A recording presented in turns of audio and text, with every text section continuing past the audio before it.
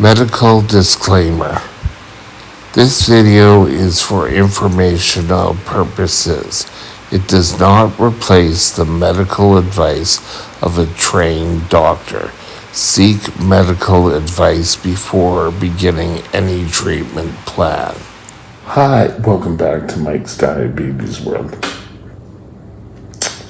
My blood sugar is 8.5 and my time in range is 80%. Pretty damn good for surviving Christmas.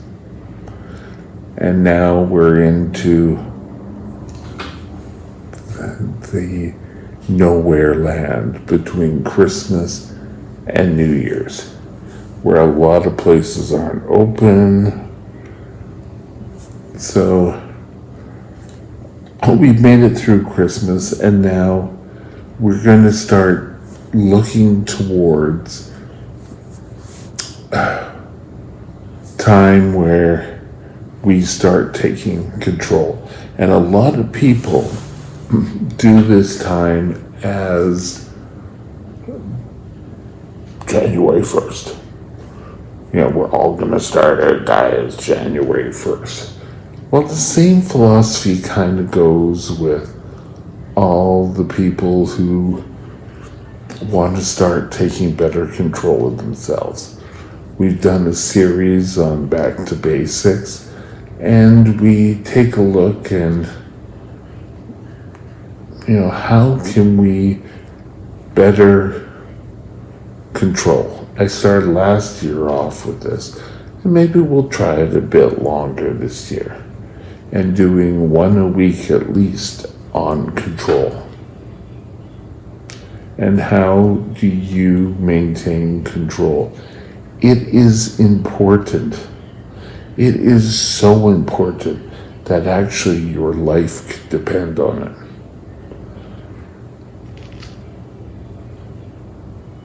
So I thought we took a look at how we get to things you should be starting to look at for control. Well, now we start to take a look at probably one of the worst offenders, and that is complacency. Oh, I'm not going to go to diabetes education. I know everything. I'm just that good of a diabetic. Well, you know what? No one's that good. You can't be so wonderful up here and then not live by what your mind's thinking.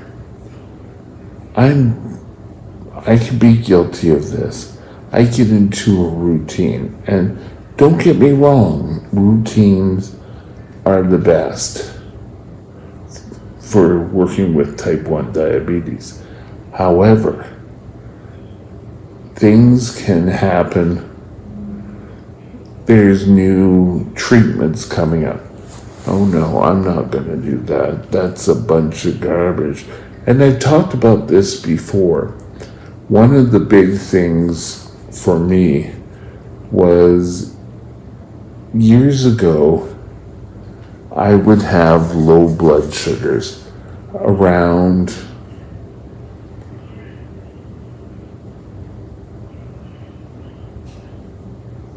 from midnight to about 4. I'd wake up on the floor being totally unconscious.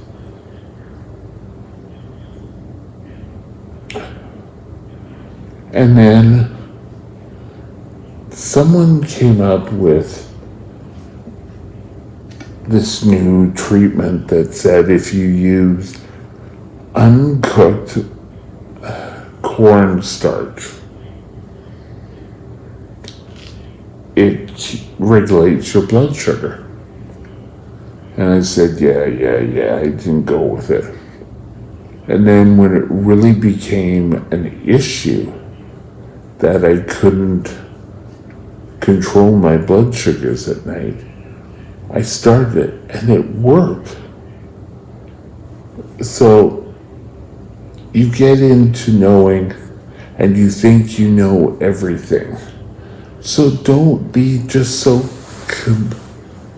compliant with your own way of life that you're unopen to new visions. You need to be open to new tests. If we weren't, type 1 diabetics would still be injecting, and the only way of controlling blood sugars, they would have to eat at certain times every day. You couldn't really live your life. But with new forms and such, you develop new treatments. And we should be open to these treatments. Not to be just compliant for the sake of being compliant. Don't think that, oh, my doctor's going to be so mad at me if I don't do the following. Well, you know what? Your doctor probably would get a little more upset with you if you weren't open to accepting new ideas. I think an awful lot of people have it in their mind that insulin was the cure for diabetes.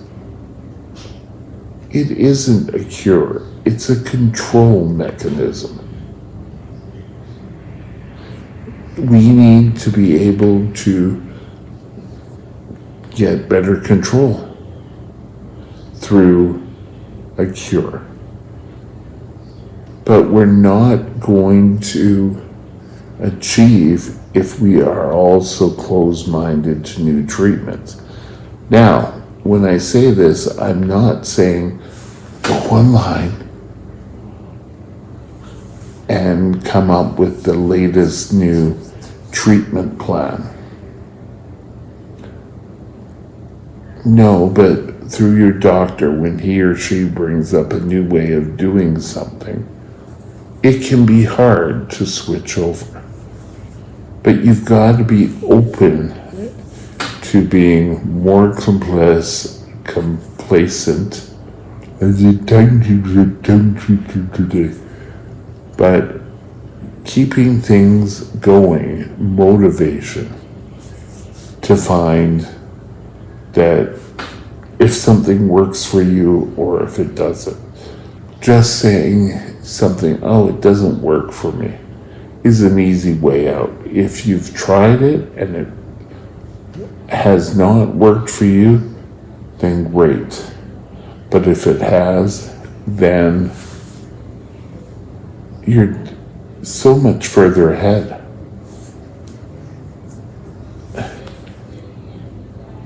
Years ago, I started pump therapy. I bought a new pump and I took it to when I started my diabetic training, and I'm talking like a few years ago. And there, I took it in and they couldn't get any information off of it. And now, I'm now on one closed loop system, which is allowing things more and more prevalent.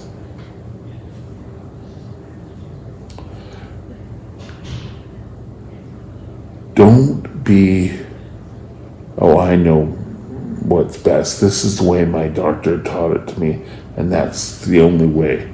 And even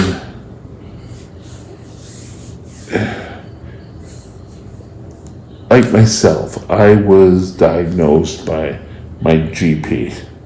I had an endocrinologist in the hospital when I was first diagnosed, but that was it. Never saw him again. When I started to see an endocrinologist, lost my train of thought here, they started bringing up all this new information. And a lot of it was like, yeah, I'm not good. But things changed around. I got rid of the mental block. And now when I read about something new, I'll ask my diabetic nurse, my endocrinologist, or another endocrinologist, does this really work? You need to keep up with the latest in order for you to gain control.